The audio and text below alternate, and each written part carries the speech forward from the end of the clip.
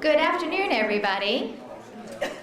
Welcome to the Welcoming Nashville Watch Party. First, we'd like to take this opportunity to thank our sponsors and our partners. Thank you to Welcoming America for sponsoring the food and drinks today. And thank you to Charlie Bob for our catering. We'd also like to thank Mayor Karl for working to ensure that this watch party could happen. And also thank you to the Mayor's Office of New Americans and the Mayor's Office of Neighborhoods for setting up this event, reminding us all that we have to continually look for ways to connect neighbors and new Americans across Nashville. If you take any photos today or share your thoughts, please hashtag #WelcomingNashville or #WatchParty. Now, I would like to introduce Tina Sharma. She started as an intern in the mayor's office, and her father is a MyCity alumni. Tina.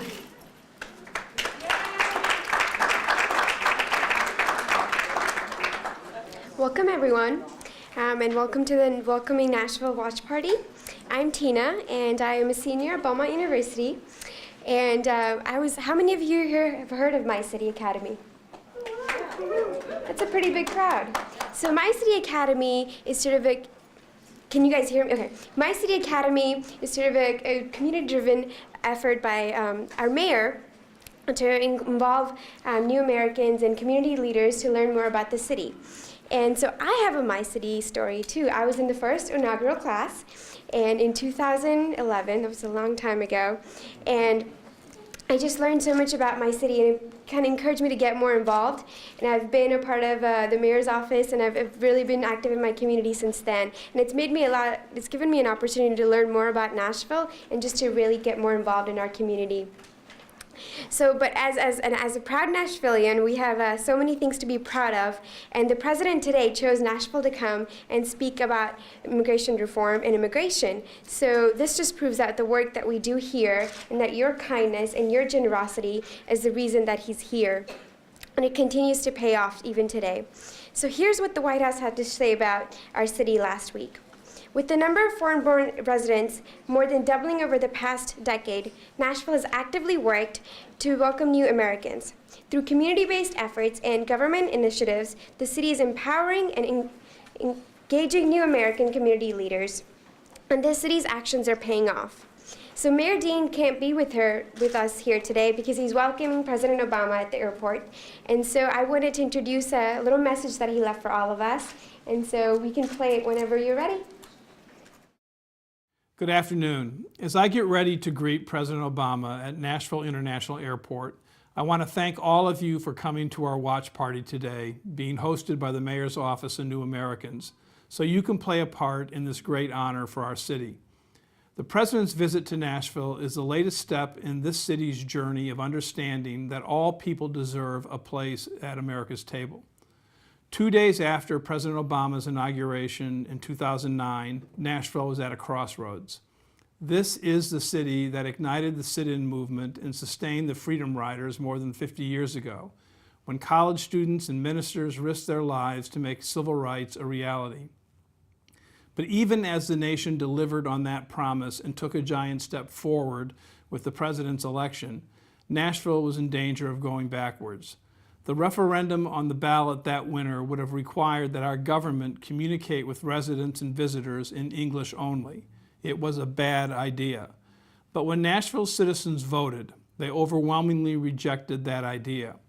They knew that was no way to treat people. They knew it was no way to move forward in a century that has been defined by waves of immigrants and refugees looking to make their way in Nashville and other cities. People who simply want to live good lives and provide for their families. The campaign to defeat the English-only amendment brought together the people President Obama will see here today and many more. Business executives and labor unions, Christians and Jews and Muslims, Democrats and Republicans. It inspired us to think more carefully about the kind of community we want Nashville to be.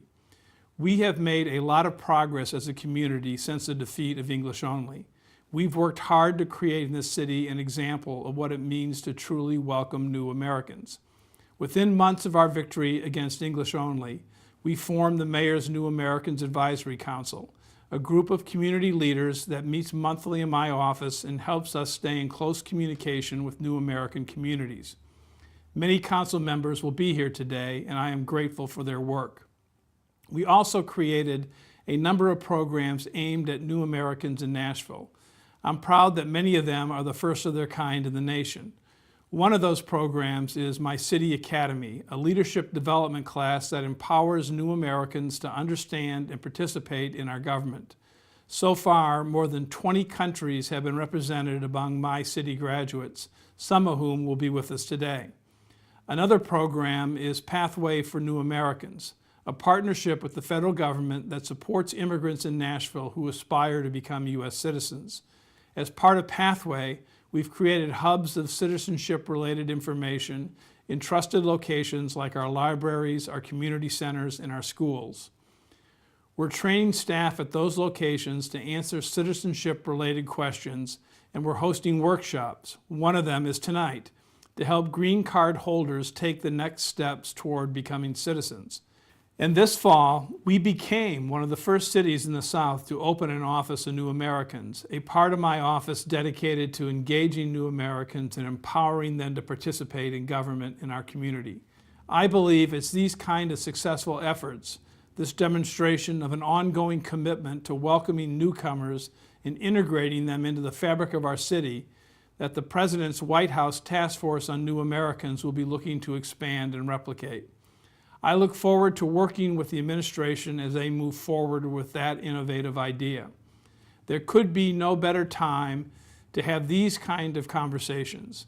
The number of foreign-born residents in Nashville has more than doubled over the past decade, and in 2012, Nashville had the fastest growing immigrant population of any American city.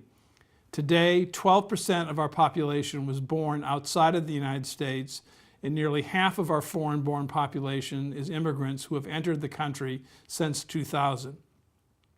We plan to keep welcoming people of all colors and nationalities into our community because it's the right thing to do. It's also the smart thing to do. Cities of the future will look like the city Nashville is becoming. Immigrants and refugees make this a richer community in more ways than one. They start businesses. In fact, immigrants are more likely than the average citizen to start the restaurants and retail stores that make our neighborhood so vibrant. And just as a company with a diverse group of employees is better equipped to serve a diverse group of customers, a city with a diverse workforce is better equipped to attract all kinds of companies. Diverse communities are the ones that have the best chance to thrive in today's world, and Nashville is proud to be one. We want to fulfill the American creed, the promise that this is a land where anyone can reinvent themselves, a place where anyone can come and pursue the American dream. It's an honor to lead a city that works to help make people's dreams come true every day. Thank you again for being here, and thank you for all that you do for our city. Well, thank you, Tina, very much for that kind introduction. Now I'd like to introduce our next speaker, Gatluk Thatch, a New American, a member of the Mayor's New Americans Advisory Council, a MyCity Academy graduate, and the CEO of the Nashville International Center for Empowerment. Please welcome Gat. Thank you very much, Laura. Between me and President, I have to make sure that I keep it short and brief. My name is Gatluk Thatch. I came from Sudan, immigrant from Sudan in 1996. We are going to share the experience here in listening to the President Obama discussing the immigration reform here in Nashville. This is truly an incredible moment for us, as people who have gone through so much. That means this is great for us, and it's also great for our city, Nashville. I am personally proud that I and my wife chose to be here and be part of this city, and be part of you. I can tell you that being a part of the community as such has meant so much. I'm so excited that city of Nashville is also remain welcoming and it's still open to all of us. Again, thank you so much, and I'm here. Please turn your attention to President Obama, who is now going to be speaking to all of us at the Casa Safran. And thank you, and enjoy from President Obama.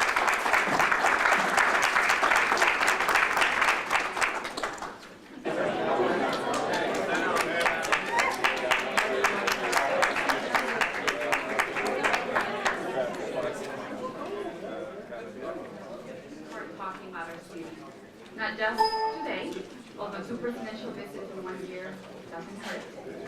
Some people attribute Nashville's greatness to our hot chicken festivals, cool cowboy boots, and a downtown very vibrant atmosphere. But we know that none of that is what truly makes us special. Nashville is significant and distinct because of this one truth. Our power is in our people. Like the people here today, who are paving the way and giving inspiration to the nation in the fight for immigration policies that uphold core American values of family and justice. For the last few days, everyone has been asking, what about Nashville and Casa Safran in particular makes it the chosen stage for the president to speak on immigration? And the answer is simple. It is because our president finds inspiration in the people of Nashville, who have learned from the lessons of the past and are striving to build a truly inclusive city for all, from the native-born to the immigrant neighbor moving forward. Whether we have been here for 5 generations or arrived from Mexico or Kurdistan 10 years ago, we Nashvillians are creating opportunities for dialogue to confront the fears about a changing community and to find common ground in this one reality. The movement of people from one place to another is a common thread in the history of humanity that binds us together. We gather here today to thank our president for his bold leadership on immigration policy after 25 years of stagnation, and to engage in a conversation with him about the unfinished job of comprehensive immigration reform. We welcome him at Casa Safran because this center in particularly, at the gateway to Nashville's International District, is a beautiful example of what is possible when a city, a community, celebrates the roots and possibilities of all people. On behalf of Conexión Américas, every of our Casa Safran partners, and all Nashvillians, it is my distinct honor to welcome the President of the United States of America, Mr. Barack Obama.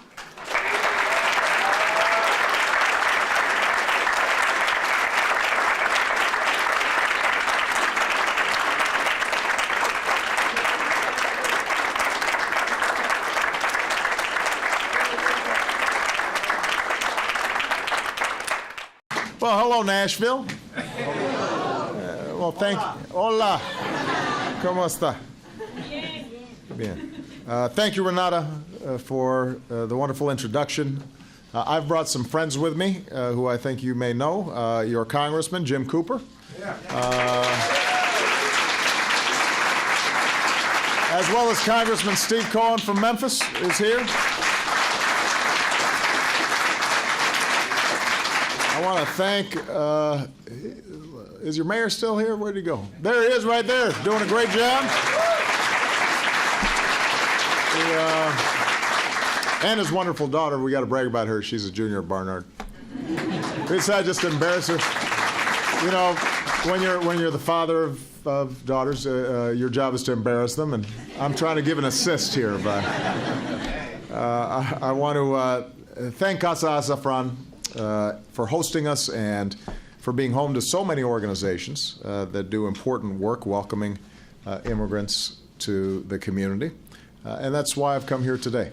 I won't make a long speech because I want to have a dialogue, but I want to give some remarks at the top. As Renata mentioned, some people might think Nashville was an odd place to talk about immigration. It's not what comes to mind when people think about gateways to America. But as all of you know, Nashville's got one of the fastest growing immigrant populations in the country. New Nashvillians. They're from Somalia, Nepal, Laos, Mexico, Bangladesh, and Nashville happens to be the home of the largest Kurdish community in the United States as well. They are us. They work as teachers in our schools, doctors in our hospitals, police officers in our neighborhoods. They start small businesses at a faster rate than many native-born Americans. They create jobs, making a city more prosperous and a more innovative place. And of course, they make the food better. I know that Tennessee barbecue's, pretty popular, but Korean barbecue's pretty good too. And the point is, welcoming immigrants into your community benefits all of us. I was talking to your mayor, Karl Dean, on the way over here, and he understands this. He's been a great partner when it comes to preparing immigrants to become citizens. A couple of weeks ago, I created a task force on new Americans that's going to help do this kind of work all across the country. But as we all know, our immigration system has been broken for a long time. Families who come here the right way can get stuck in line for years. Business owners who treat their workers right sometimes are undercut by competition from folks who are not just hiring undocumented workers, but then underpaying them or not paying the minimum wage or not giving them the benefits that they have earned. Nobody likes the idea of somebody reaping the rewards of living in America without its responsibilities as well. And there are all kinds of folks who want to gladly embrace those responsibilities, but they have no way to come out of the shadows and get right with the law. And a year and a half ago, a big majority of Democrats, Republicans, and independents in the Senate, including both of your senators, passed a bipartisan bill to fix our broken immigration system. And the bill wasn't perfect, but it was a common sense compromise. It would have doubled the number of Border Patrol agents. It would have made the legal immigration system smarter and faster. It would have given millions of people the chance to earn their citizenship the right way. It was good for our economy. Independent economists estimated that it would not only grow our economy faster, but shrink our deficits faster. And if the House of Representatives had simply called for an up or down vote, it would have passed. It would be the law. We'd be on the way to solving this problem in a sensible way. But for a year and a half now, Republican leaders in the House blocked this simple up or down vote. Now, I still believe that the best way to solve this system is by working together to pass the kind of common sense law that was passed in the Senate. But until then, there are actions that I have the legal authority to take that will help make our immigration system smarter and fairer. And I took those actions last month. We're providing more resources at the border to help law enforcement personnel stop illegal crossings and send home those who cross over. We're going to focus our enforcement resources on people who actually pose a threat to our communities, felons rather than families, and criminals rather than children. We're going to bring more undocumented immigrants out of the shadows so they can play by the rules. They have to pass a criminal background check, pay taxes, contribute more fully to our economy. So this isn't amnesty or legalization or even a path to citizenship. That can only be done by Congress. It doesn't apply to anybody who's come to this country recently or who might come illegally in the future. What it does is create a system of accountability, a common sense middle ground approach. And what we're saying is until Congress fixes this problem legislatively, if you have deep ties to this country and you are willing to get right by the law and do what you need to do, then you shouldn't have to worry about being deported or being separated from your kids. Now, these are the kind of lawful actions taken by every president, Republican and Democrat, for the past 50 years. So when members of Congress question whether I have the authority to do this, I have one answer. Yes, and pass a bill. If you want Congress to be involved in this process, I welcome it. but you got to pass a bill that addresses the various components of immigration reform in a common sense way. And I want to work with both parties to get this done. The day I sign this bill into law, then the executive actions I take are no longer necessary, and some of the changes that I've instituted administratively become permanent. Unfortunately, so far, the only response that we've had out of the House was a vote taken last week to force talented young people and workers to leave our country. Rather than deport students or separate families or make it harder for law enforcement to do its job, we just need Congress to work with us to pass a common sense law to fix the broken immigration system. And meanwhile, Washington shouldn't let disagreements on this issue prevent action on every other issue. That's not how our democracy works. Americans are tired of gridlock. We're seeing the economy move forward. We need to build on that. And certainly my administration is ready to work forward on a whole range of issues. I do recognize that there are controversies around immigration. There always have been, by the way. Even those who know we need to reform the system may be concerned about not having Congress get it done. And then there are some folks who worry about immigration changing the fabric of our society or taking jobs from native-born Americans. And I understand those concerns. But as I said, they're not new. As a country, we have had these concerns since the Irish and Italians and Poles were coming to Boston and New York, and had the same concerns when Chinese and Japanese Americans were traveling out west. But what our history and the facts show is that generation after generation, immigrants have been a net plus to our economy and a net plus to our society. And that's what cities like Nashville prove is still the case.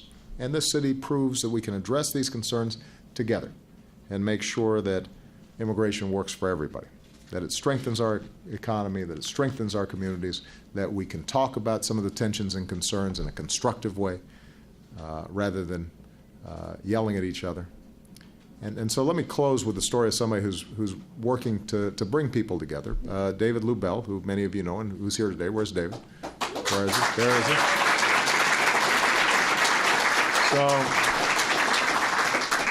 So David used to run the Tennessee Immigrant and Refugee Rights Coalition.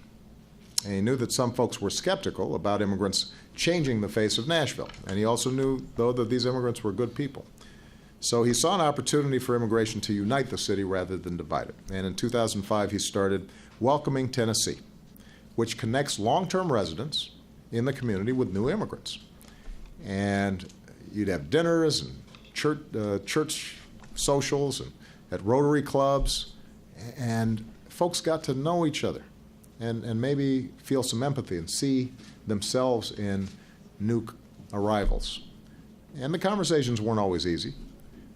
But it created a foundation of mutual understanding and respect. And today, David's initiative is expanding across the country. I think you said, David, that we've got these kinds of efforts going on in 42 cities around the country. This is what makes America exceptional. And we welcome strivers. We welcome dreamers from all around the world. And it keeps us young, and it keeps us invigorated, and it keeps us striving. And pushing the boundaries of what's possible. And then we all bind ourselves together around similar ideals, a similar creed. And one generation in, suddenly those kids are already Americans, like everybody else. And we have the same dreams and hopes for them, the same aspirations. And if we keep harnessing that potential, there's no limit to what this country can achieve. So Nashville is helping to lead the way in getting this conversation right. We hope that if it happens around the country, that eventually it'll drift into the House of Representatives, and we're going to get the kind of comprehensive legislation that we need to actually solve this problem. So with that, let me start taking some questions. Thank you very much, everybody. I appreciate it.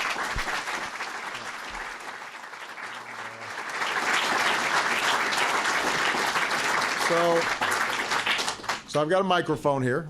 This is a nice intimate group, and so there's no rules really. I just ask everybody who wants to speak to raise their hand.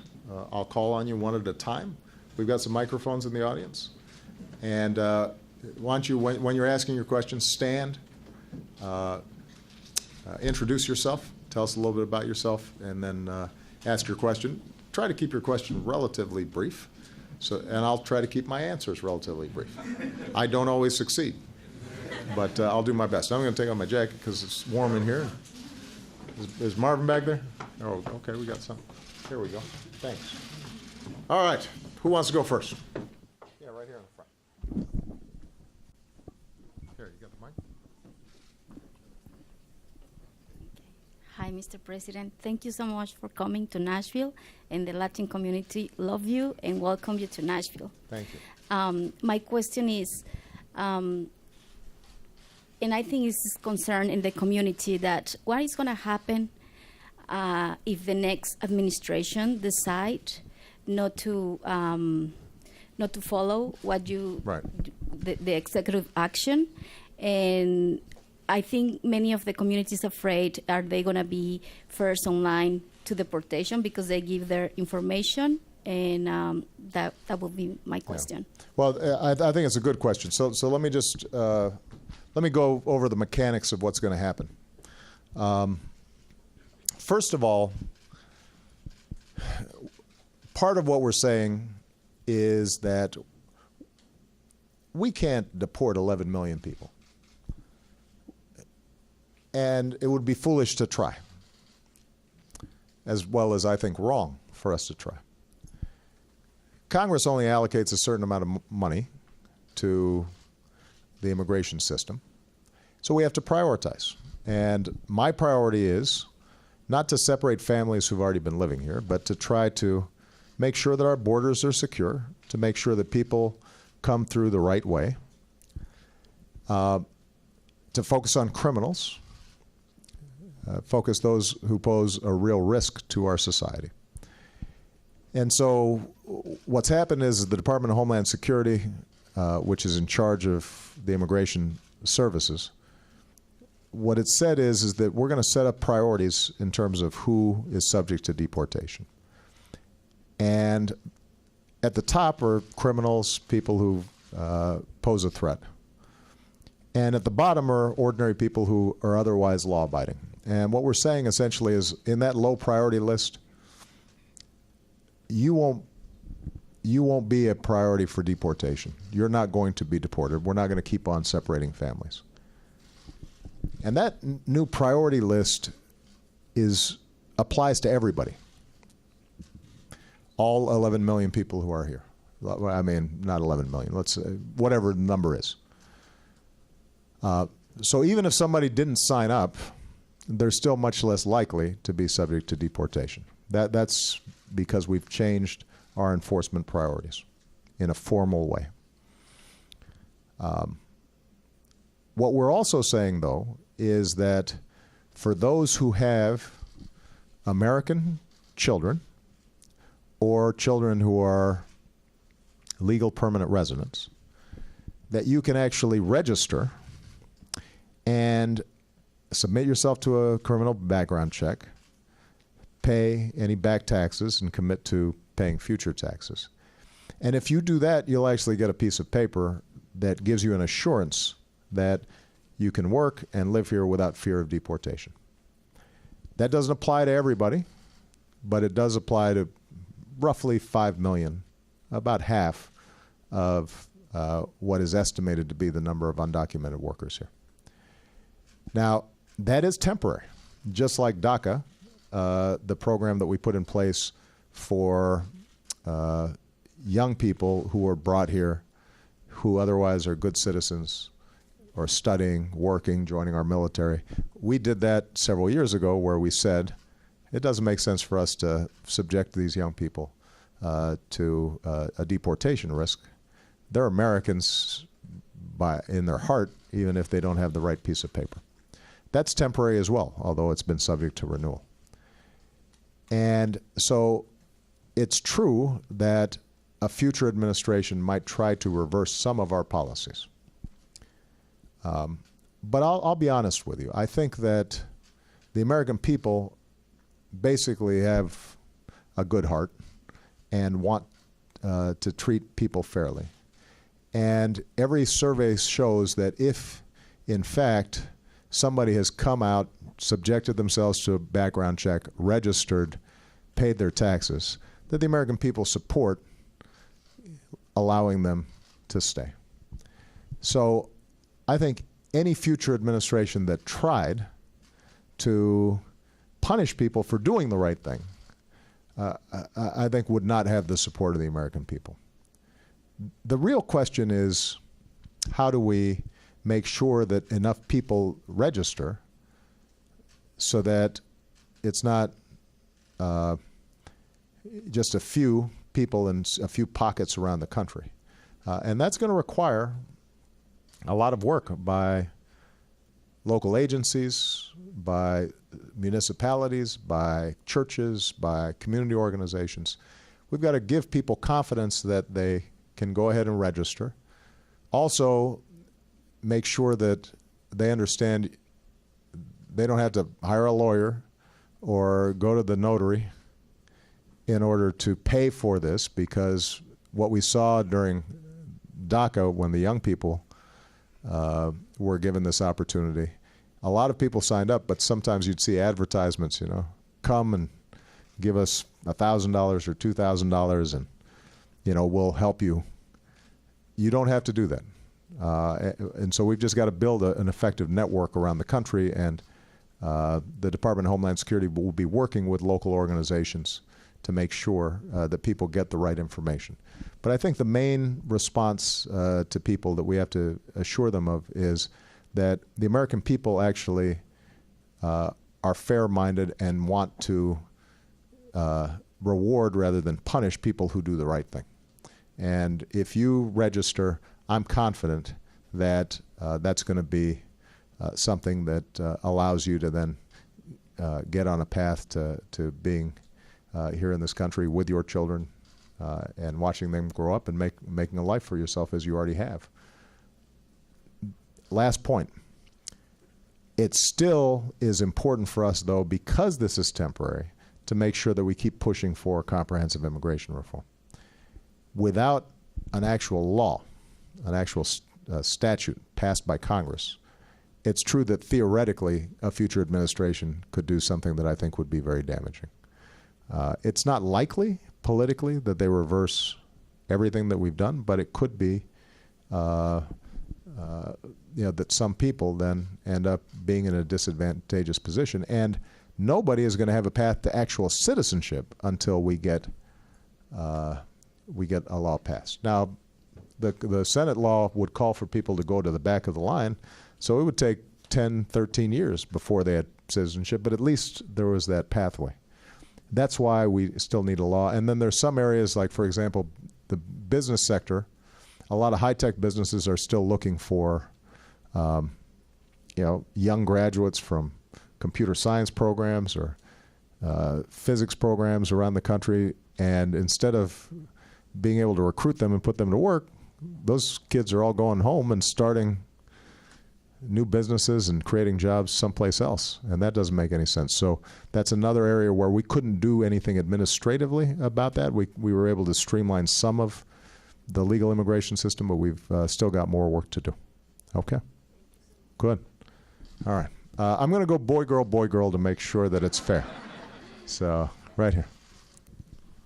Let's get you a mic.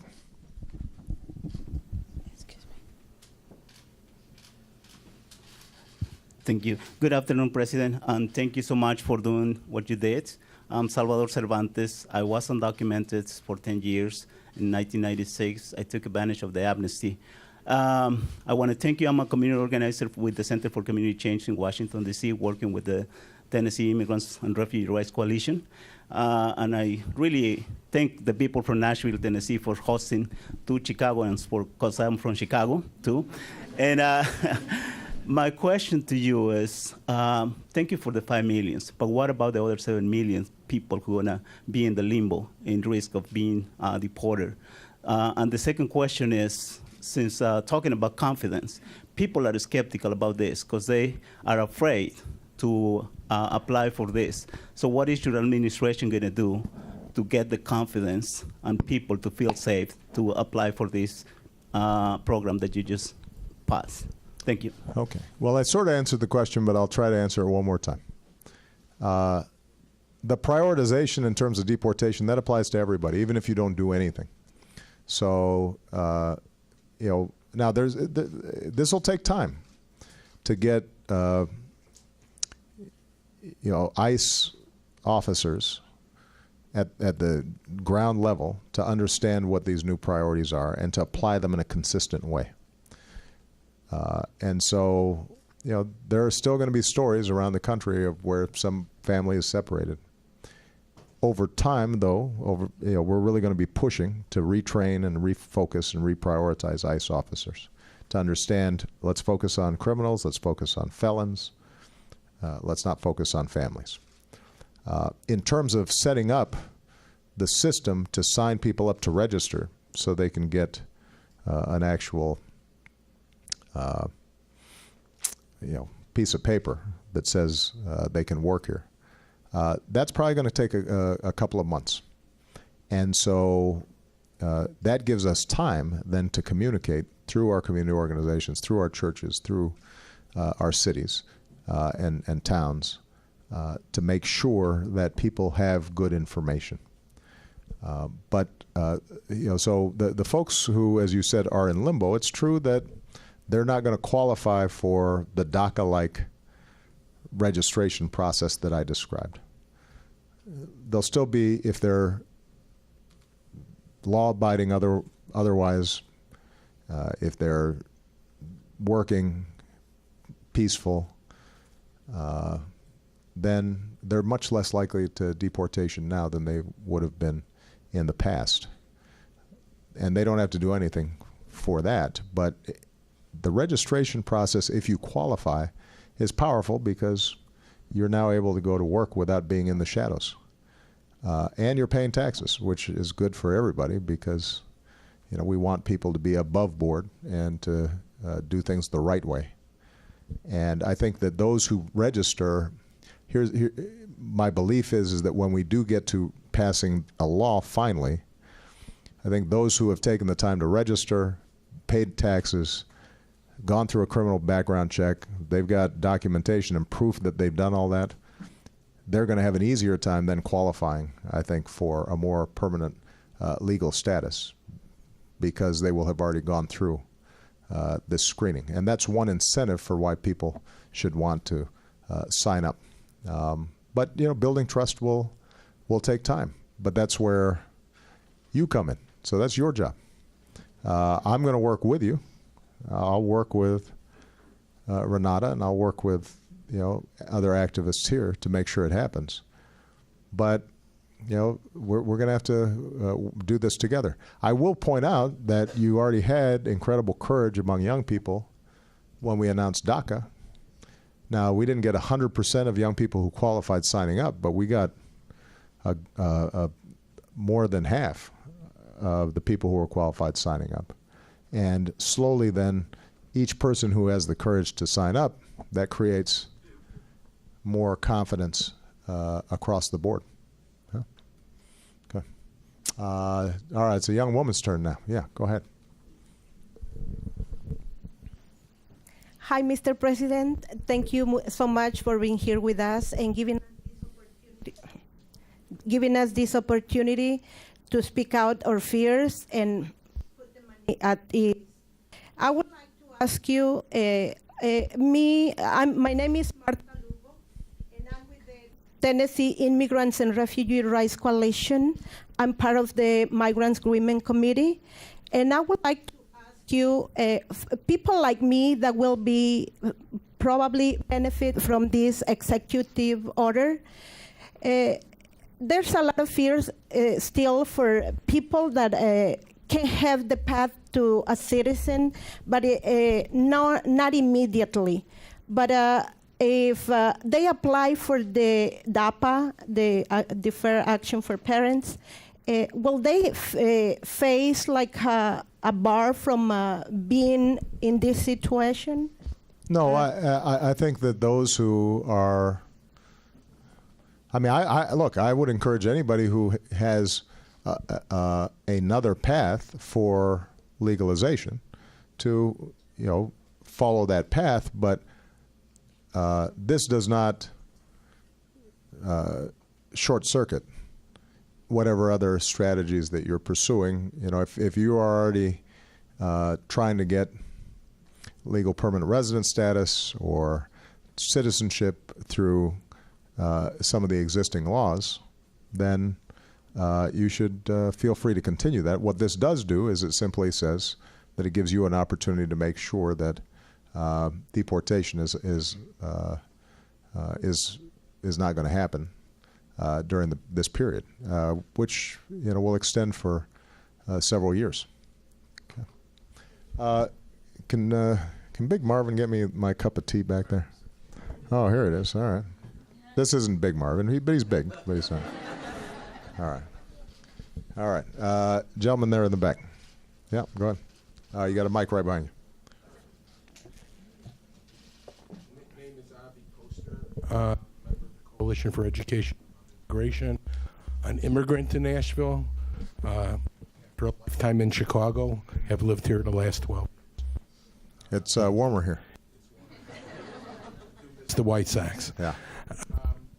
Question about demeanor.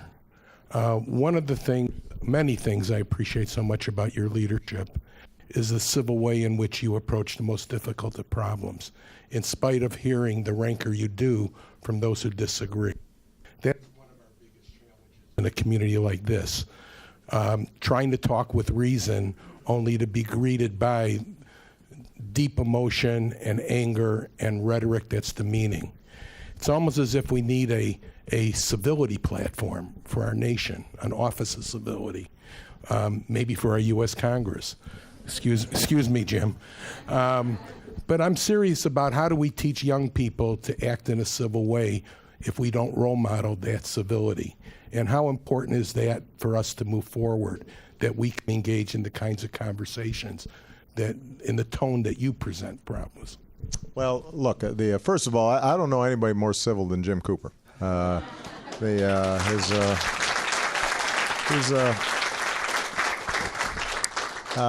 is an extraordinary gentleman, and always has been ever since I've had a chance to know him since I came to Washington. Look, immigration, as I said before, has always elicited passion, right? And it's ironic because unless you are a member of a Native American tribe, you came here from someplace else, or your people did. And I know that sometimes folks talk about, well, we came here the right way rather than the wrong way. And it's true that previous generations came through Ellis Island, or they came through Angel Island, or other ways of arriving here. But I think sometimes we overstate the degree to which that was some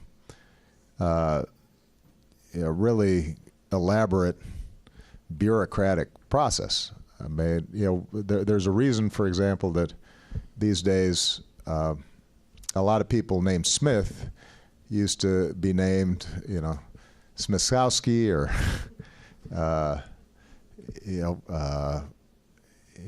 Smitheria or whatever it is. I mean, what happened was when they came in, somebody just said, "What's your name?" and they stamped them, and they couldn't, if they couldn't pronounce it. You always hear stories about they anglicized it. A lot of times people's papers were not necessarily being checked because folks might not have had papers, and who came in and who didn't varied depending on how big of a workforce was, or how much industry was looking for new labor, and what the political climate was at that particular time, and so what happens is that once folks are here, we kind of forget that we used to be there.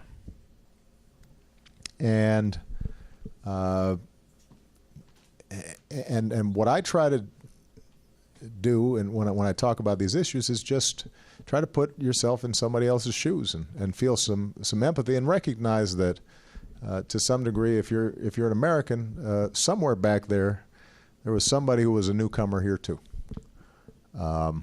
and it wasn't always neat and orderly the way the American population expanded across the West. And if we have that sense of empathy, then maybe that creates civility. That's why the kinds of efforts that we're seeing here in Nashville, just conversations where people get to know newcomers, is so important. It's interesting. I was telling Steve and Jim, I get about 40,000 correspondents every day. And some of them are just writing to say, you're doing a great job, keep going. Some of them are, you are the worst president ever, you're an idiot. A lot of them are just people asking, for help. But more than once, I mean, multiple times during the course of my presidency, I've gotten letters from people who say, I don't agree with you about anything. I am a Republican. I used to be really angry at you about your immigration posture. And then I found out that my son Jim's best friend, Jose, was undocumented. And he wasn't going to be able to apply to the local college because he was afraid about being deported. And this is a kid who has played in my backyard and helped me, wash my car and been on the ball team with my kid. And I love this kid. And so I don't think it's right that this young person shouldn't be treated the same way that I'd want somebody to treat my son. And I've gotten a lot of letters like that. And they say, and so even though I still don't agree with you about anything, I do ask you that, you give Jose a chance. And so that's where civility comes from, right? It's that interaction and personal experience as opposed to just being able to stereotype somebody one way or the other. Now, it's important, by the way, though, that the civility runs both ways. And I do think, obviously I've been at the receiving end of people, really angry at me about not just these executive actions, but have been ginned up by some of the conservative talk shows to think that I'm usurping my authority, despite the fact that every previous president has exercised the same authority, or they think I'm, favoring immigrants over,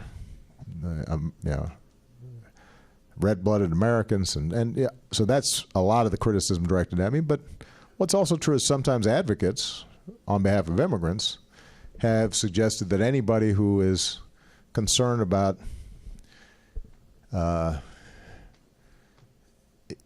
impact of immigration or ask questions about comprehensive immigration reform, that they must be racist or they must be anti-immigrant or they're ignorant. And that's not true either. I mean, there are people who are good people who actually believe in immigration, but are concerned about rewarding somebody who broke American laws. There are good people who believe in immigration, but are concerned, will new immigrants depress wages, particularly in the low-wage sectors of the economy? Those are legitimate questions, and we have to be just as civil in addressing those questions as we expect people to be when we are talking to them. Because I think the facts are on our side. I think the studies have shown that, over time, immigrants aren't lowering wages, but in fact improving the economy and over time boosting wages and jobs for everyone. So I'd rather just make the argument on the facts, but just because somebody thinks that instinctually doesn't mean that they're bad people. So civility is good, but it doesn't just run one way. And I think, good book says, don't throw stones in glass houses, or make sure we're looking at the log in our eye before we're pointing out the mote in other folks' eyes. And I think that's as true in politics as it is in life. Okay. Let's see if I've got any women who want to ask questions. See, I'm going to make sure I'm fair. That young lady in the back right there. Yeah, you. Hi, my name is Beatrice Gatebuke, and I work with FASHA, a nonprofit organization that works with refugees and immigrants. And one question I have, was there a particular reason why the parents of the DACA, the Dreamers, the DACA recipients, were excluded in your new executive order? Yeah, there is. And it was, the actions I took were bound by the legal authority that the Office of Legal Counsel determined I had in this area. The office, I don't want to get too technical here, but the Office of Legal Counsel is a special office in the Department of Justice that is mandated to give me independent judgment, not subject to politics or pressure from me, about what my legal authorities are. And so we presented to them the various things that we'd like to do. They were very clear about my legal authority to prioritize and then provide this temporary protection for parents whose children were Americans or American citizens or legal permanent residents, because the argument they found compelling and there was a lot of precedent for was essentially a humanitarian argument that if we're prioritizing, why would we want to separate families? The challenge we had in the minds of the Office of Legal Counsel was, if you've already exempted the young people through DACA, and then you bootstrap off of that the capacity to exempt their parents as well, you're not rooted originally in somebody who is either a citizen or a legal permanent resident. So it was a legal constraint on our authority. It was not because we did not care about those parents. And I know that there are a lot of DREAM Act kids who are concerned that their parents may not still qualify. A sizable number do, because they have a sibling who ended up being born in the United States, but not all do. This is one more reason why we still need to pass comprehensive immigration reform, because what we did was to do everything that I could within my legal authority, but not go beyond the legal authority that we possessed. Okay. This young man right here. Harry, I think the mic's coming from behind you.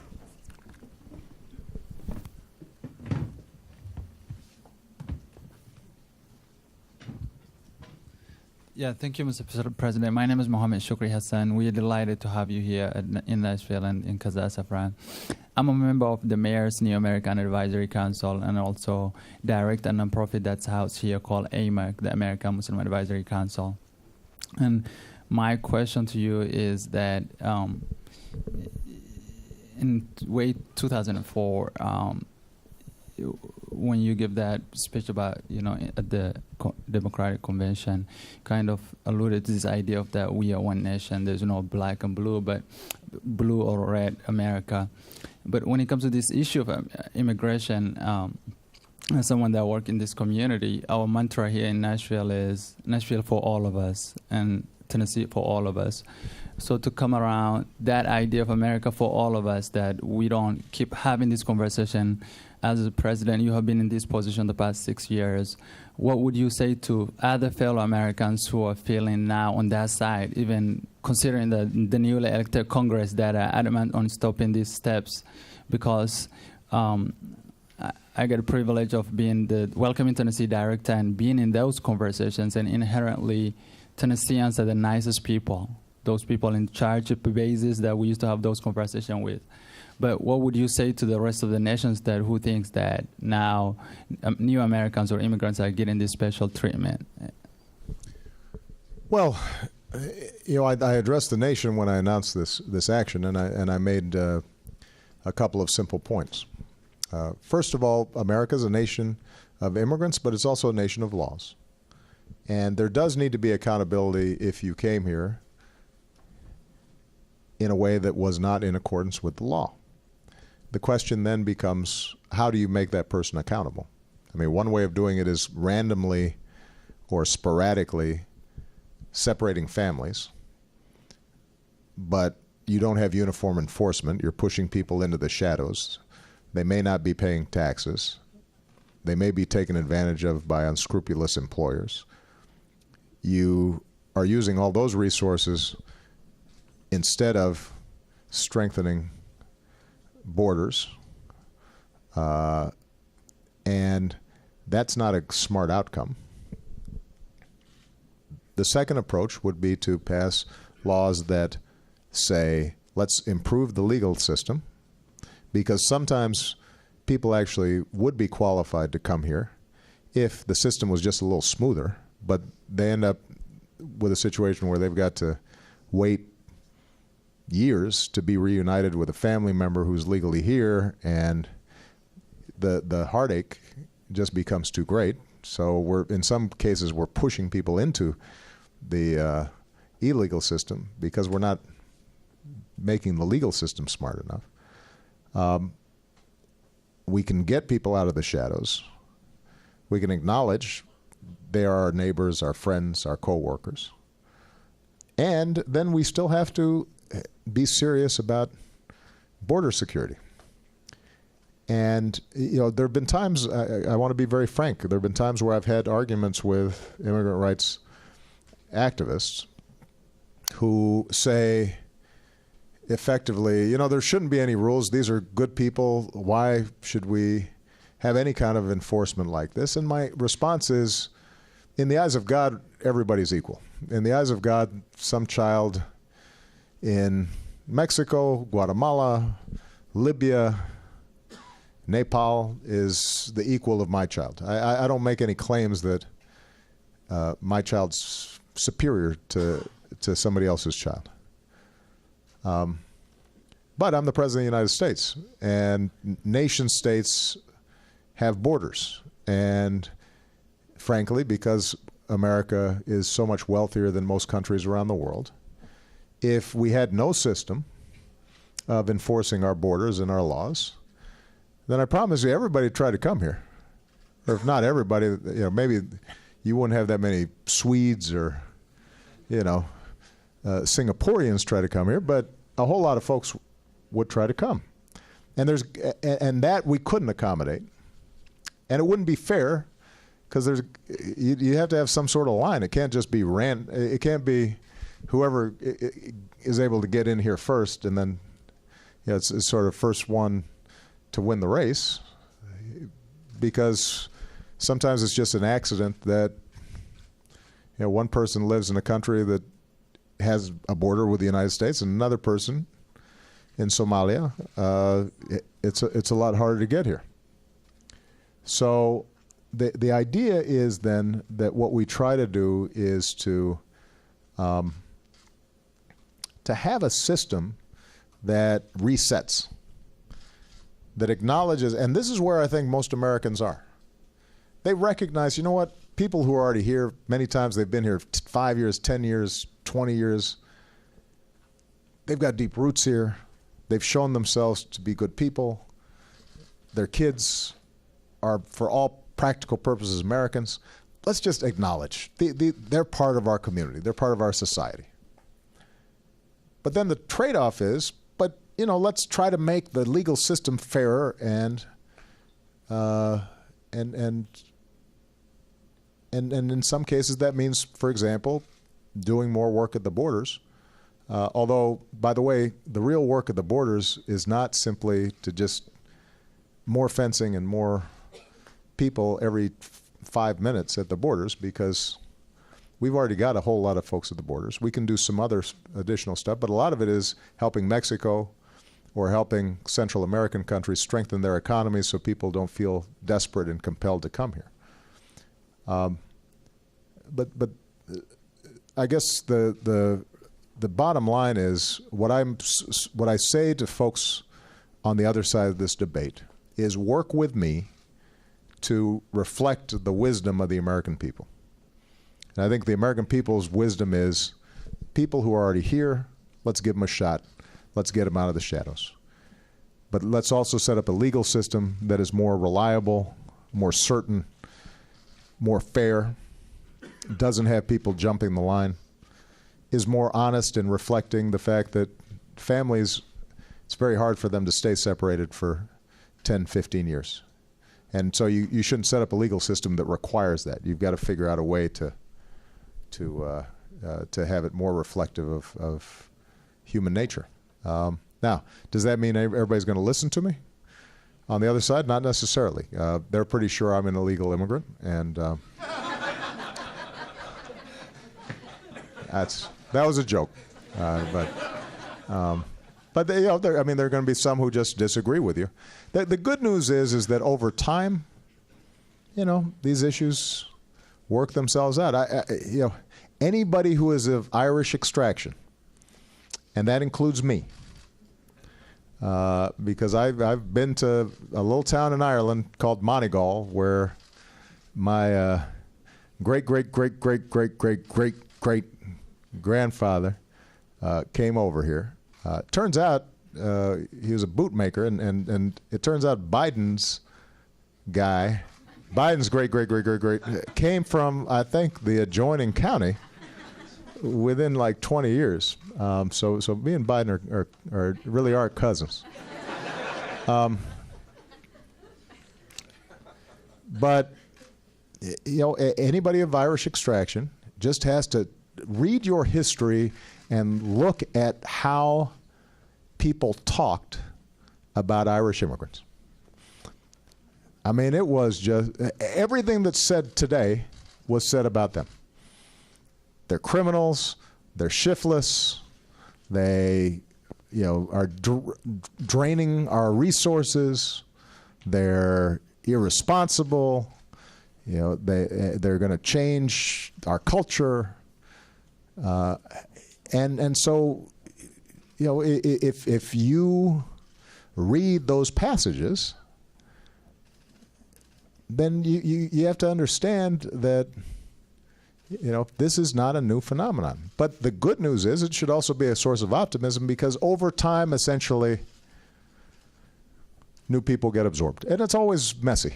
It's always a messy piece of business.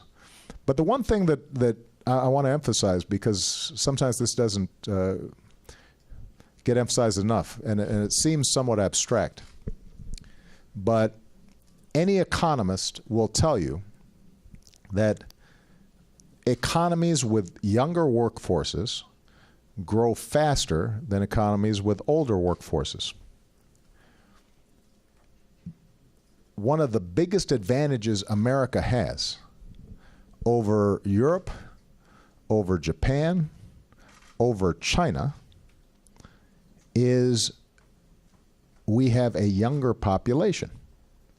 And it's almost a mathematical certainty that we will grow faster than they do, all things being equal. We got to make good choices about investing in research and development and education and all that stuff, but all things being equal, we will grow significantly faster than those other countries because our population is younger.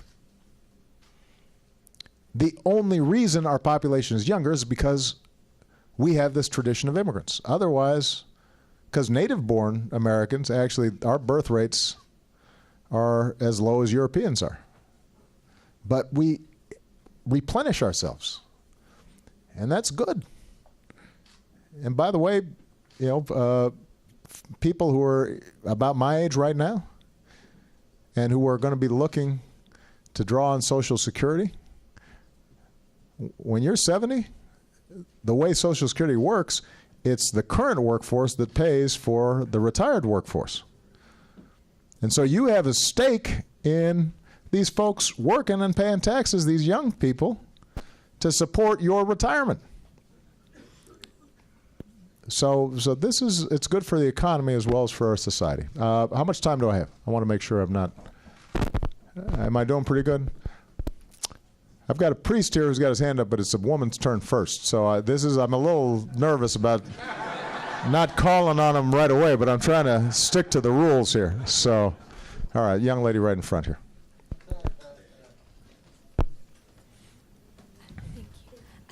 Hello, Mr. President. My name is Elizabeth Narvaez Vega. I am a senior in high school, and my question to you would be, how can we as young people in our communities get involved to address issues such as immigration or the access to a post-secondary education?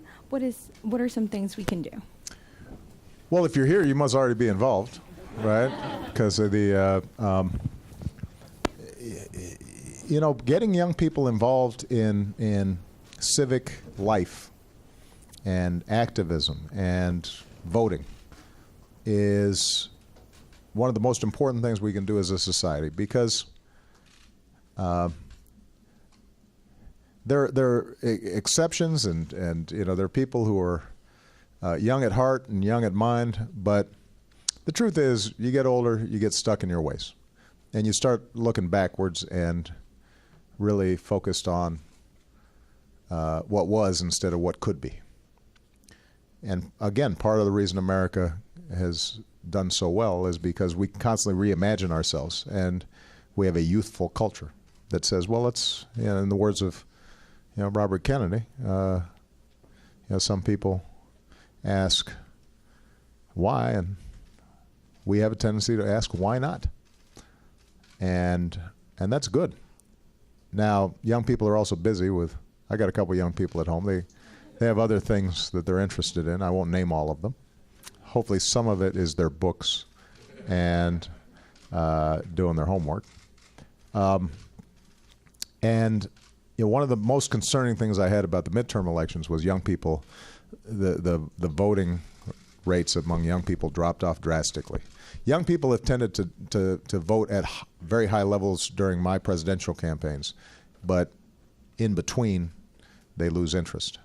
And part of what your peers have to do is to understand that politics and government and policy and all the decisions that are going to shape your lives are not just a matter of one election, but it has to be sustained over time.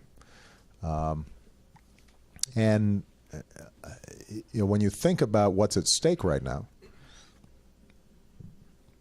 immigration is obviously a major issue. Climate change.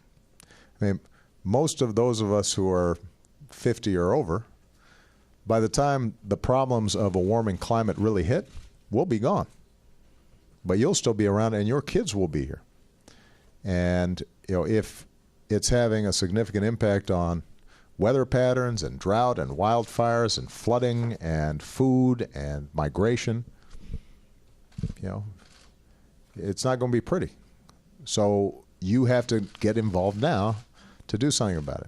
When we look at higher education costs, I mean, historically, Congress and state legislatures are more attentive to the demands of seniors than they are the demands of young people, for one simple reason. Seniors vote, young people don't.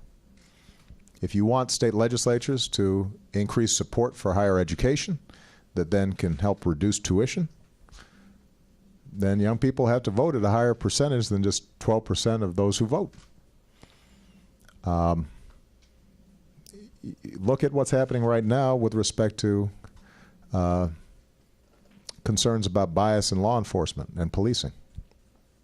I mean, I met with a group of young activists, including several from Ferguson, to talk to them. And I was very impressed with how they presented themselves. And they were very serious and thoughtful. And I told them, I said, listen, I want you to continue to be active, because that's how change happens. You need to be respectful. You need to understand that you're not going to get 100% of the change that is needed, because that's never been how society works. But if you are steady and you sustain it and you push it and you don't get tired or disappointed when you get half a loaf instead of a whole loaf, over time, the country and the world is transformed. And I'm confident that, I said in an interview recently, America is a more just place, and issues of racial discrimination are lessened today than they were 50 years ago or 20 years ago. But that didn't just happen by accident. That happened because people, especially young people, helped to make it happen. And over time, change occurs, and people adjust to a new reality, and they open their heart and mind to new possibilities. And young people are typically the triggers of that. So I think when young leaders like you are talking to your friends, you got to just remind them that you have responsibilities and obligations. And make sure that you serve pizza at the meetings, because free food always helps when getting young people involved in social causes. All right, Father, thank you for your patience there, sir. You got a microphone behind you. Father Joseph Breen, a native Nashvilleian. I think I speak on behalf of a good number of people, Mr. President, of both parties. Some, may not agree with some of your policies, but I think I can speak for so many who are so proud of you for giving such a great example of a husband, of a father, and doing your very best as a president. So we're very proud of you, grateful you have come to Nashville. We wish for you, I'm sure on behalf of all of us, a joyful and a blessed Christmas to you. Well, I appreciate that very much. That's very nice. Thank you.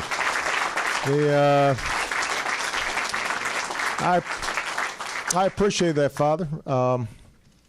It's worth considering the good book when you're thinking about immigration. This Christmas season, there's a whole story about a young soon-to-be mother and her husband of modest means looking for a place to house themselves for the night, and there's no room at the inn. And as I said the day that I announced these executive actions, we were once strangers too. And part of what my faith teaches me is to look upon the stranger as part of myself. And during this Christmas season, that's a good place to start. So thank you for your generous comment. But if we're serious about the Christmas season, now's a good time to reflect on those who are strangers in our midst, and remember what it was like to be a stranger. Last question. That was a pretty good place to end, though. I gotta admit. I mean, I kind of want to, but I'm gonna call on one more person. Gentlemen, you can all put your hands down. I'm gonna call on this young lady right here. Hi, Mr. President. My name is Amanda Donovan, and I'm an immigration attorney. And I wonder, what are the things that you deem necessary for comprehensive immigration reform if Congress does act soon? Well, the Senate bill is a pretty good place to start. I do think there's more work we can do at the borders. As I said before, it's not just a matter of pouring money down there. I'll give you one very simple example. You'll recall that some of the politics of this shifted during the summer when these unaccompanied children were here. And there was 2 weeks of wall-to-wall coverage, and we were being invaded by 8 and 12 and 13-year-olds. I mean, it was just terrifying, apparently. But it reflected a serious problem. You had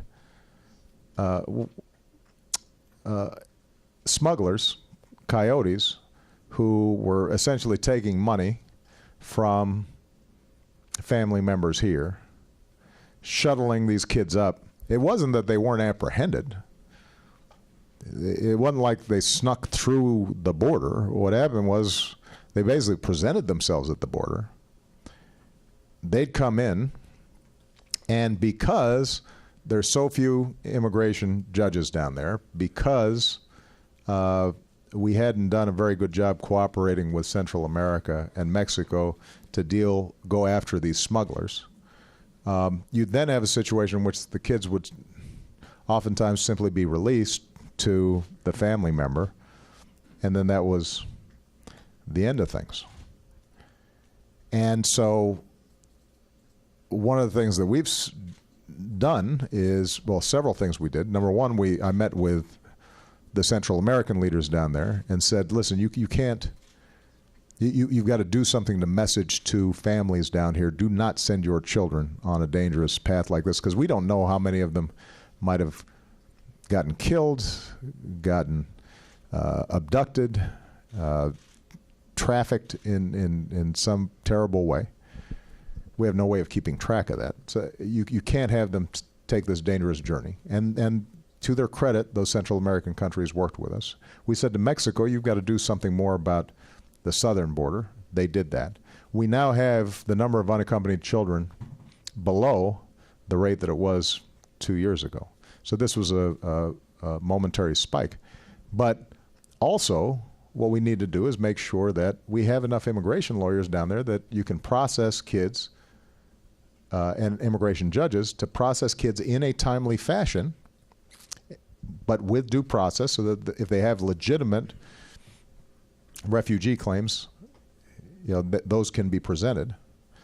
And if not, then they can be returned home. So that's not a strict border issue. It's not a fence issue. It's, have you set up a sensible process issue? So I think that's one pillar.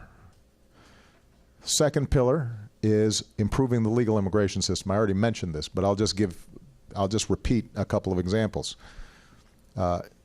Somebody who potentially qualifies to be a resident here, forcing them to leave the country and then waiting for years before they come back when they've got family members here, that's just not how the human heart works. It's very hard to expect somebody to do that. Let's have a more sensible, streamlined system. Let's reduce some of the backlogs that already exist for people who actually qualify, but it's just they're waiting in line so long that they get frustrated. Let's do something for especially talented and skilled people who are graduating. We educate them. We should be stapling a green card to the graduates of top schools and fields that we know we need. And by the way, we can charge fees that we then use to make sure that American kids are getting the kinds of scholarships and training they need for those same jobs in the future. We need to do more work. We need to deal with the agricultural sector. I'm generally skeptical when you hear employers say, well, we just can't find any Americans to do the job. A lot of times what they really mean is it's a lot cheaper if we potentially hire somebody who's just come here before they know better in terms of what they're worth. But in the agricultural sector, there's truth. We enjoy a lot of cheap fruits and vegetables and foodstuffs because of the backbreaking work of farm workers. And we should find a system that is fair, makes sure that they are not subject to exploitation, and helps us run the economy. We should make sure that we're cracking down on employers who are purposely hiring undocumented workers so that they can get around minimum wage laws or overtime laws and so forth. And finally, as I've discussed this whole afternoon, we should get people out of the shadows. And the Senate bill, I thought, had a sensible approach, which said, you know what, if you've been here a certain amount of time, you've got a clean record, you're willing to submit yourself to a background check, you're willing to pay back taxes, you're willing to pay a fine, learn English, go to the back of the line. But if you do all that, you can stay here for now, and we're going to put you on a pathway where eventually you can earn your citizenship, although it'll be many years into the future because we still have to clear out those folks who did it the right way. This concept, what I just described, that package, has bipartisan support.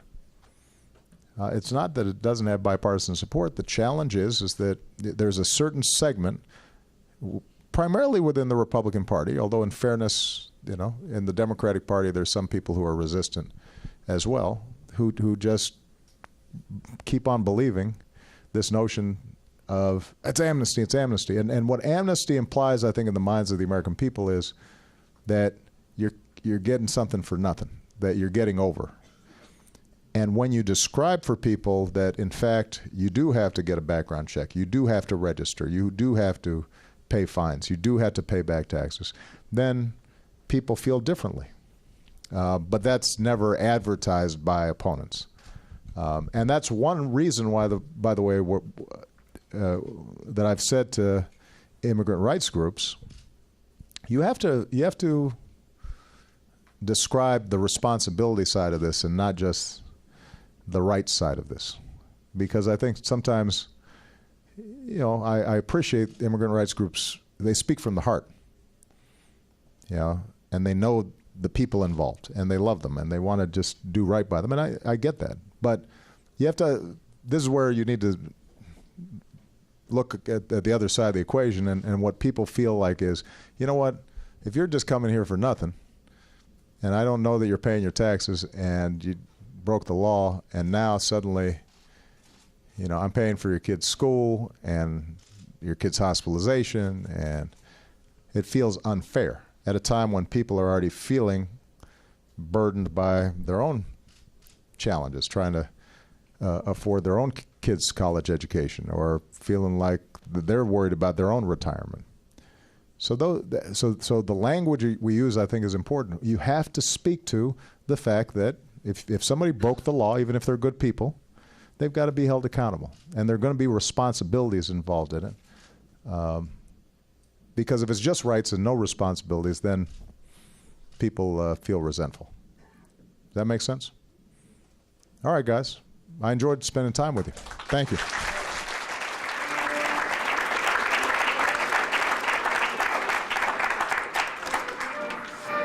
Well, good afternoon. What an inspiring moment here in Nashville. Thank you all so much for coming out. We do have a brief remarks from Vanessa Lazan. Please welcome Vanessa, and she's going to close out today's program. Again, thank you all for being here.